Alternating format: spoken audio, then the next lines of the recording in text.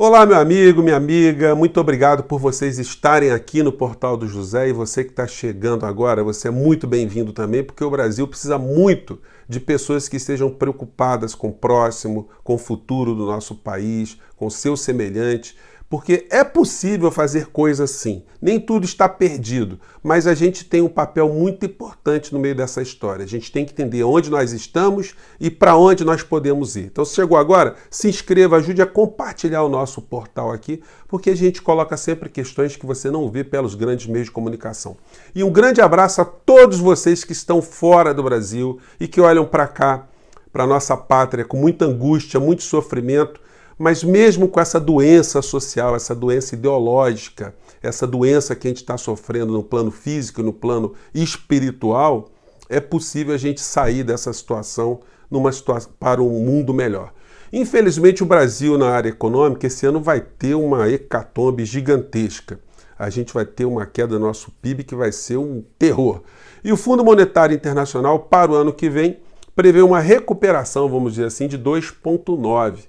Talvez eles estejam sendo muito otimistas. A Argentina, que está aqui do lado, e por isso a gente tem que se inspirar em coisas boas, eles vão ter uma queda no PIB menor do que o Brasil, e o ano que vem eles têm uma previsão de crescimento de 4,9%, quase o dobro do crescimento do Brasil. Lá eles estão conseguindo superar a pandemia, porque eles fizeram isolamento radical e agora estão começando a voltar paulatinamente às suas funções. O governo argentino está fazendo um plano de geração de empregos, de obras públicas, investimentos públicos para movimentar a economia, e eles estão lá com a perspectiva de colocarem a nação deles nos eixos, né? Isso é por conta muito do tipo de comportamento do presidente argentino, né? Como a gente está querendo inspirar e motivar a sua cabeça para você não ficar achando que tudo acabou, né? O presidente argentino, esses dias aí, ele inaugurou um hospital solidário, que foi constituído ali com o apoio privado, dos sindicatos, de trabalhadores, de profissionais de saúde, para abrigar pessoas por conta da Covid. E o presidente argentino, ele mostrou quais são as bases, né, éticas e morais que têm inspirado o governo dele e como isso tem feito com que o povo argentino esteja entendendo a mensagem. Vamos pegar aqui o trecho aqui, vamos lá. Y a mí me pone muy feliz estar aquí con ustedes. Yo hablo con cierta frecuencia con el Papa. Ele está dizendo, eu vou traduzir, gente, porque muita gente pede, né, para comentar, que muita gente não entende o argentino falando, o espanhol, né? Ele está dizendo que fala com certa frequência com o Papa Francisco. Y la verdad es que él tiene una idea que yo he tomado como propia, porque es muy cierta. Aí ele está dizendo, e eu tenho tomado uma ideia do Papa, como uma ideia minha, uma ideia própria, que é a seguinte. Es la idea de que en este tiempo y en este mundo nadie se salva solo. Nadie se salva solo. Que nesse mundo, nesse tempo, nada se salva sozinho, né? Todos necesitamos del otro para estar mejor. Y acá lo que yo pude ver es que los que más necesitan, como Arnaldo, y los que más tienen, como los empresarios que hicieron posible con sus aportes, pueden unirse junto al Estado a hacer una sociedad más justa. Então, quer dizer, os trabalhadores, os empresários podem se unir para fazer uma sociedade mais justa. Então, a gente tem esse degrau moral e ético aqui no Brasil, né? Enquanto o presidente argentino pega princípios, né, absolutamente solidários, que são inspirados pelo Papa Francisco, aqui no Brasil, os gurus de Bolsonaro são o Olavo de Carvalho, um estelionatário, um bandido que mora fora do Brasil, que inspira o gabinete do ódio aqui no Brasil, o bispo Malafaia, que defendendo o Bolsonaro no vídeo que eu vi ontem, ele traz um depoimento de Fernandinho Beiramar, para dar um respaldo moral ao presidente Bolsonaro, né? E o Doleiro e o Cef lá, ambos dispensam comentário, né? Então, uma gente muito estranha. Então, o Bolsonaro segue o bispo Malafaia, o bispo R.R. Soares, que vende água que combate a Covid, o bispo Valdomiro, que vende semente para curar o Covid também, então, e o bispo Macedo, que joga o óleo na cabeça do Bolsonaro e diz que ele vai arrebentar. de fato, o Bolsonaro está arrebentando. Ele que sonhou um dia em eliminar 30 mil brasileiros, ele já realizou esse sonho na condução política do nosso país, porque até agora nós temos mais de 31.199 pessoas mortas, segundo os levantamentos de ontem. Mas tem os cúmplices, né? O gabinete do ódio, ele trabalha junto com o gabinete da burrice, que é o gabinete do Bolsonaro, que demite ministros, tem uma política ambiental ruim, uma política cultural, uma política educacional. Quer dizer, tem a não política, ou a política da destruição. Então, enquanto ele está fazendo isso, e a última dele foi nomear um ministro da saúde, que não entende nada da saúde, da área da saúde, porque é um paraquedista. Isso por si só, gente, daria um crime de responsabilidade de lesa pátria. Porque, vejam bem, gente, antes de entrar no outro assunto aqui, o que faz esse gabinete da burrice do Bolsonaro. Eles estão pegando dinheiro público para pagar salário de um general paraquedista que não entende nada do assunto. Porque se ele tivesse colocado lá e os números estivessem caindo, só que os números estão se elevando. A gente está tendo mais mortes no Brasil. Então, esse é um ato de irresponsabilidade com o cargo que ele está ocupando, é uma corrupção de quem está aceitando o cargo porque não tem competência para exercer. Então, essas pessoas estão mostrando todas que têm moral frouxa, inclusive, principalmente o general, por ter aceitado esse cargo para o qual ele não tem competência, mas ele está apadrinhando ali quase o batalhão dele todo dentro do Ministério da Saúde, né? E as mortes vão se sucedendo. E a gente vai vendo aqui a capa do jornal o Globo de uma forma muito hipócrita, porque aqui estão os verdadeiros sócios do terceiro gabinete, né? Que é o gabinete do assalto. O jornal o Globo aqui, os telejornais da Globo, SBT, Bandeirantes, todas as CNN, Globo News, ninguém faz uma associação direta, pontiaguda, sobre essas mortes e os desmandos do governo Bolsonaro. É como se ele fosse um alienígena e não tivesse responsabilidade em relação a isso. Porque esses grupos funcionam com o terceiro gabinete, que é o gabinete do assalto.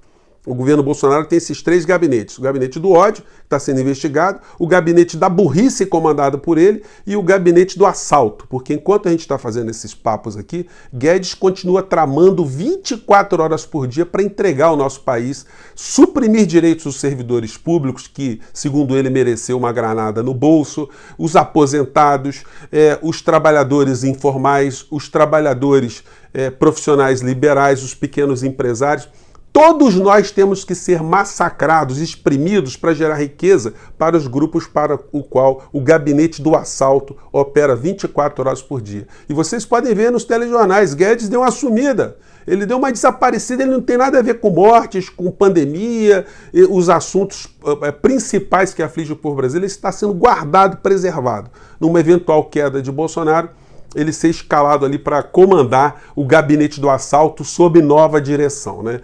E Bolsonaro, na frente do Palácio do Planalto, nas entrevistas coletivas dele, no chiqueirinho do dia a dia, foi perguntado por uma seguidora. A seguidora teve uma boa índole ali, tentar levantar a bola na rede para o Bolsonaro cortar, né? Bolsonaro aparecer como um ser humano, um estadista preocupado com o próximo, com o número de mortes no nosso país. E a cena foi essa aqui, muitas pessoas já viram, vou repetir. E para os enlutados, que são inúmeros, o que você diz? Lamenta todos nós, mas é o destino de todo mundo. Amém. E que Deus... E aí ela perguntou isso, e para os enlutados. Ele dá uma resposta mecânica, como ele não tivesse nenhuma responsabilidade sobre isso. E, gente, isso acontece por quê? Porque ele está sendo blindado, né? Porque os jornalistas não perguntam, e as mortes, e o que está se fazendo, e o governo federal, e o isolamento. Não tem essa cobrança, então para ele é uma coisa aleatória, né? Uma coisa de um outro mundo. Para o Bolsonaro, quantas pessoas seriam necessárias que morressem no nosso país para ele achar que não é assim? Tudo bem que todos nós morreremos um dia, mas Bolsonaro não precisava dar um empurrão, dar um incentivo nesse tipo de situação, né? Porque, segundo ele, podem morrer 10 milhões de pessoas e a resposta vai ser a mesma que vai fazer. Todo mundo morre um dia, né? Então nós pagamos um salário de um cara para ser o governante do Brasil para falar esse tipo de estupidez, para demonstrar como ele é um homúnculo, como ele é um desumano, é um inumano, uma pessoa que não tem convívio com seres humanos de verdade. Será que a família Bolsonaro precisaria pegar Covid e morrer todo mundo para ele poder enxergar o que está acontecendo no Brasil? Isso mostra muito como a vida das pessoas perto dele, né, são indiferentes. As pessoas longe dele, então, são muito mais indiferentes ainda, e isso está acontecendo no Brasil. E os meios de comunicação vão preparando seus soldados de reserva, porque hoje no Jornal o Globo eles colocam aqui uma matéria com o ex-ministro Moro fazendo críticas ao populismo, né? Olha, francamente, né, o ex-ministro Sérgio Moro poderia se dar mais ao respeito, poderia ficar recolhido, estudando para poder passar no exame da ordem dos advogados do Brasil para poder voltar a advogar, né? Ele podia estar cuidando desse assunto, mas ele faz um artigo ideológico como se ele não tivesse nada a ver com o governo de assassino, como ele nunca tivesse participado de mesmas reuniões onde tem o chefe do gabinete do assalto, que ele sabe que é o chefe do gabinete do assalto, com Paulo Guedes, e todos os cupinchas que ele colocou no governo federal. Então, ele não tem moral nenhuma. Então, dentre as críticas que ele já recebe, a gente pode acrescentar mais uma, dele ser o grande cara de peroba da nação. Merece ali um verniz, ali um óleo de peroba para ficar com a cara bem lustrosa. Ele pensa que com esse tipo de situação ele está se afirmando de uma forma moral e ética perante a sociedade. Mas nós não vamos deixá-lo assim em tanta paz, né? A gente vai sempre lembrar que ele fez parte do governo do assassino que está matando tanta gente aqui no nosso país. Isso tudo que está acontecendo, gente, as grandes cortinas de fumaça, o discurso ideológico, não são obra somente do Brasil. Só para ilustrar aqui, o programa não ficar muito longo, nos Estados Unidos nós tivemos nos anos 50 uma coisa chamada macartismo, onde os americanos, motivados por algumas lideranças, achavam que os problemas dos Estados Unidos estavam ligados ao comunismo, ao homossexualismo, à quebra da família, destruição da família, o uso do nome de Deus em vão, enfim, todos esses assuntos que foram requentados 70 anos depois aqui no Brasil por aquela figura, né, o mentor ideológico de Bolsonaro e seus gabinetes auxiliares, né? Os 3 gabinetes, o gabinete do ódio, o gabinete da burrice e o gabinete do assalto. Então, isso aconteceu lá, se fez uma campanha contra-comunista, se associava o homossexualismo ao comunismo, que coisa, né? Se falava de conservadorismo, de Deus e tal. E lá pelas tantas, esse processo todo culminou com muitas mortes, suicídios, depressão, perda de direitos civis de muitos americanos, e se descobriu que o senador também era gay no final da história. Ele faz esse discurso para fora, mas ele tinha um comportamento. Casou já no final da vida, adotou uma criança no final da vida, e essa homossexualidade dele foi revelada. E ele sofreu também um grande baque lá nos Estados Unidos, porque esses métodos que ele utilizava, se ele tivesse internet naquela época, então o gabinete do ódio seria o mesmo que o que está em ação aqui no nosso país, né? Foi desmoralizado e, enfim, terminou a vida no ostracismo, acabou morrendo com pouco mais de 50 anos, mas eu quero dizer que isso não é uma novidade no Brasil. O inspirador dessa gente continua atuando, dizendo esse tipo de coisa aqui. Vamos lá. Quando eu falo panelaço, não é só panelaço formalmente, também esse negócio de cercar as pessoas no aeroporto, no restaurante, vaiar, xingar tudo quanto é palavrão que existe na língua portuguesa e mais alguns em Então, o Olavo de Carvalho, ele faz esse discurso que é extremamente assimilado pelos seguidores do bolsonarismo de uma maneira geral. Esse pessoal está na rota da justiça, na rota da polícia, e eles continuam ainda brincando. Mas eles revelam muito o método que eles estão utilizando, que é o método de destruir reputação para enfraquecer o que dizem essas instituições e as pessoas. Vamos ver aqui. Romper esta dictadura, tienes que hacer algunos movimientos más agresivos, pero basados en las técnicas de acción no violentas para, 1, asustarlos, 2, desmoralizarlos, 3, humillarlos. Ah, Sara, pero ¿quieres humillarlos? Sí, lo quiero hacerlo.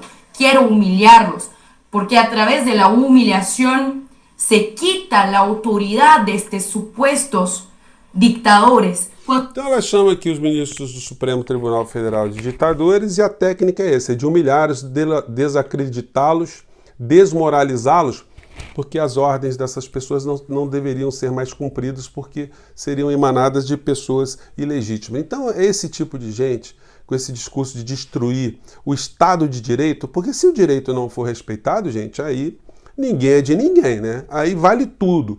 Então, esse tipo de gente ignorante, mal intencionada, terrorista, estelionatária, que inspira o governo Bolsonaro e nos joga, não é à toa, né? Nesse estado de angústia que a gente fica no Brasil e principalmente quem está fora do Brasil, que está longe dessa coisa mais concreta, né? Então, a gente tem que continuar cada vez mais jogar luzes sobre esses comportamentos, sobre essas distorções, sobre essas pessoas, mostrar que existe vida inteligente fora do Brasil, existe vida inteligente na política e que é possível a gente salvar a nossa pátria. Mas para isso a gente tem que estar muito consciente do quão nós estamos doentes para podermos entender que tipo de remédio a gente vai ter que tomar. E não é a cloroquina, né? Gente, eu fico por aqui. Um grande abraço, mande suas críticas, sugestões. Até o próximo vídeo. Lembrando que não deu para fazer o vídeo com o professor Nildo Ourix, colocar na rede, porque a gente teve problemas técnicos, mas em breve a gente vai voltar ao assunto. Um grande abraço, até lá. Tchau.